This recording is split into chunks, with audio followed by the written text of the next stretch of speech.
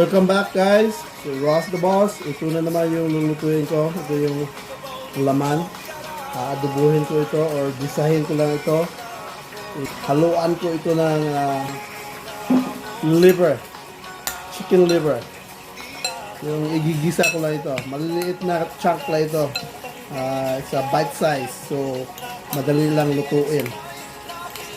Ito yung pinagmamarinatan ko kanina. Meron na itong lamansi, soy sauce, oyster sauce, paminta, asin, saka marami pa iba. Dito na lahat. Okay? Lugutarin ko lang itong garlic at saka bombay. Kahit kayo ni guys, nga mo na maghinay kita.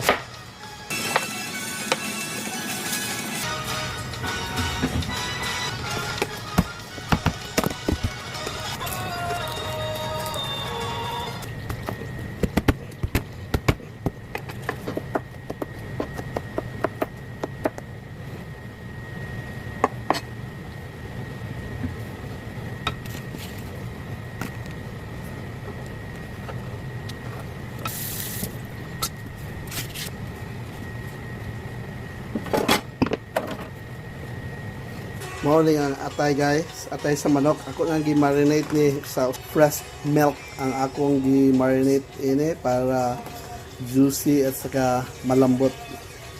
Tapon ko na itong sauce. Ito yung fresh milk.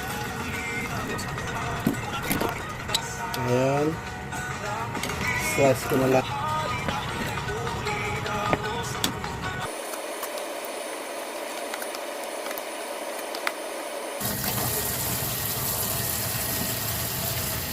Balik ko dito.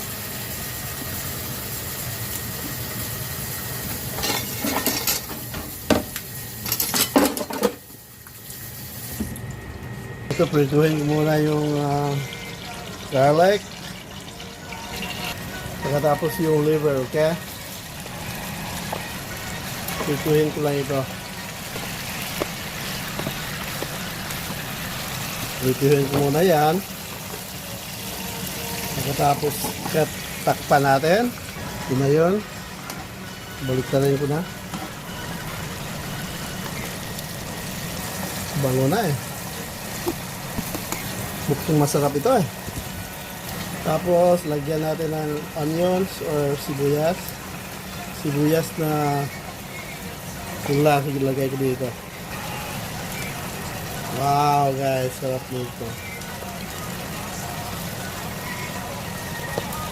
Lagyan na natin lahat.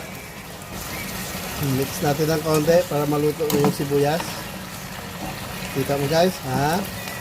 Kita niyo ba yan? Alright, tapos na ito guys. Tapos ilipat natin dito sa isang lagayan. Mamaya guys, mawala yung mantika niyan. Hindi ko isasali ang mantika. Ngayon lang yan. Huhugasan ko lang muna ito. Tapos ito naman ang lulutuin natin. Ito, bawang. Mas maganda talaga pag lagi may bawang. Lunod na natin. Add lang natin ng konting tubig. Tapos takpan. After mga 20 minutes, luto na ito. Pwede na ito. Ito, tingnan mo, wala na mantika, di ba? Ito yung i-mix ko doon sa niluluto ko ngayon. Lutuin yan konti. At dahil may saging na saba ko, nilagyan ko na lang ng saging. Kaya, pampano din yan. Balance sa asim at sa katamis. Malapit na guys. Pag medyo bumaba na yung sauce, lagay ko na lang yung liver.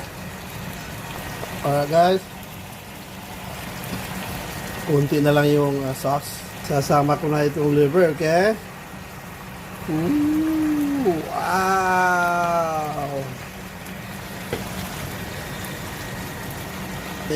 Mix natin. That's it.